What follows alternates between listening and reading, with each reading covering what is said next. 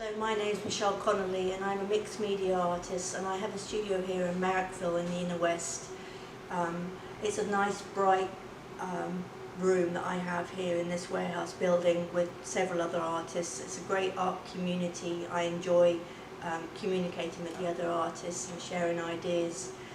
I've been an artist now for 13 years, and 8 of those years I was living in America, in North Carolina. When I was in North Carolina, I discovered folk art and outsider art, and that inspired me with the use of found materials in my work.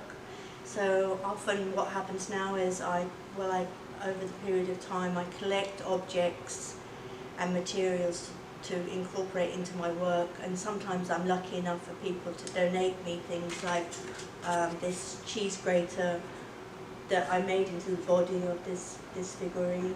Today I'd like to show you how you can make a head with something as simple as a cork and a piece of wire and this product called all drying clay, which you pick up from art stores or even the $2 shop. So we get the cork and we have a look at it and we think it's the general shape of a head. We pinch out the clay, we mould it with our fingers, and we start to see certain things emerging. Lumps and bumps are good because they add a bit of texture and a bit of fun to the character.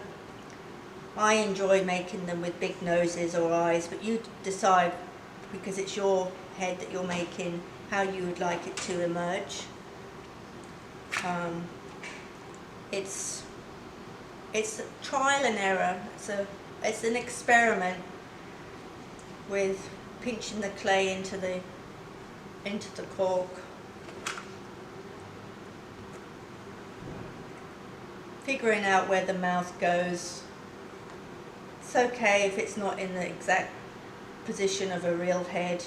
You want it to be a character, so it's like you're the person in charge here. You decide where you want the eyes to go, and I'm making this fairly quickly just as a demonstration, but you can take your time. And the nice thing about the paper clay is when it dries it hardens up, and you can use acrylic paint to paint the surface. And when you use the paint, you can draw in features with the colours.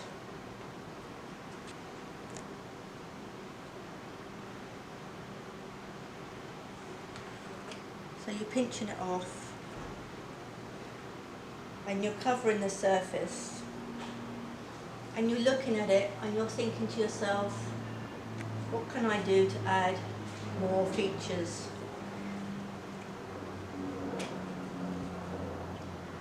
And I like the idea of mine having big ears, so it's part animal, part human.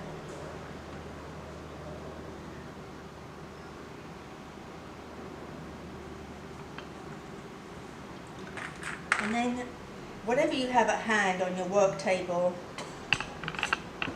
sticks, nails, you can use those to draw into the clay, make holes. Because don't forget, you've got the cork underneath, so it's very forgiving.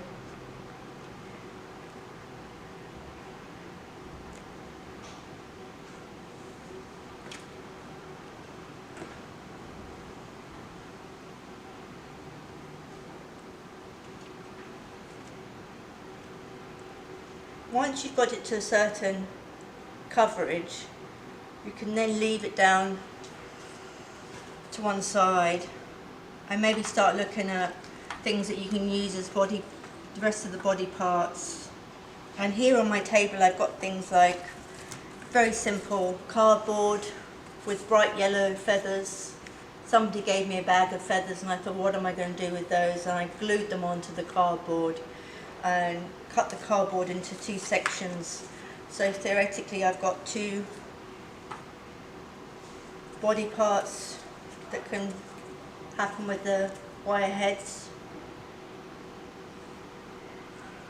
But it's a case of placing. You might change your mind and say, no, I'd rather have a metal body, like a flattened tin can, which I found outside my studio. And you need, if you've got access to a drill a couple of holes into the metal body and use fencing wire to secure the body part, like in this example here.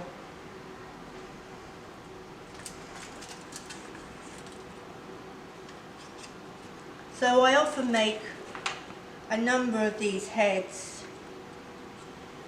and then sometimes they're left waiting for the right body to secure it to, like this fella here, which is on like a ice cream stick. And I use a glue called World Bond glue, so that's really tough glue. And I would pinch it down with some pinchers so that it glues tight onto the tin. And then I would end up painting some of this section. Sometimes I like to see the rust coming through, but that's up to you. It's your figure, so you decide whether you want to paint it or not.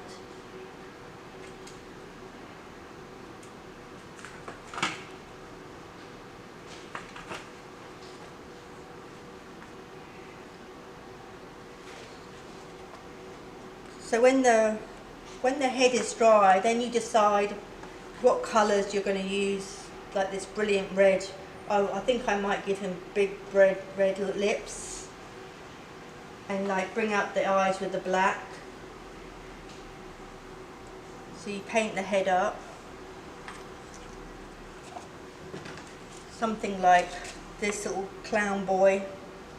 It's got the red lips and the black eyes and the black hair.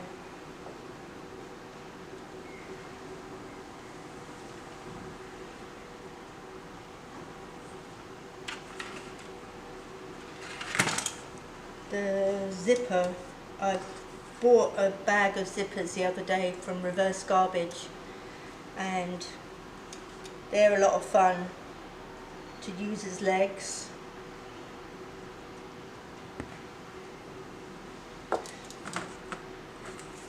And a neighbour was throwing out an old chair, so I took the chair spindles and roughly cut them up with my saw. So you can use these sticks as support for the body. So like this one here now, maybe I'll, instead of having it on the metal, I will have it on the chair spindle, even though it's not dry yet. We'll just twist it around.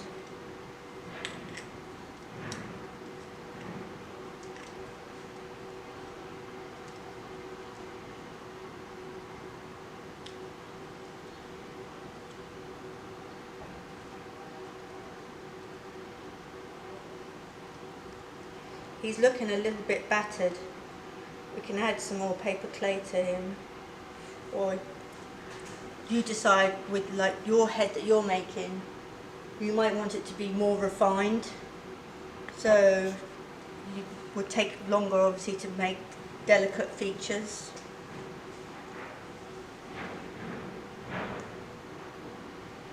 The most important thing of all in this whole process is discovery. Like once you start putting paint down or you're using the paper clay, you discover elements, and it's sort of like the element of surprise is really good.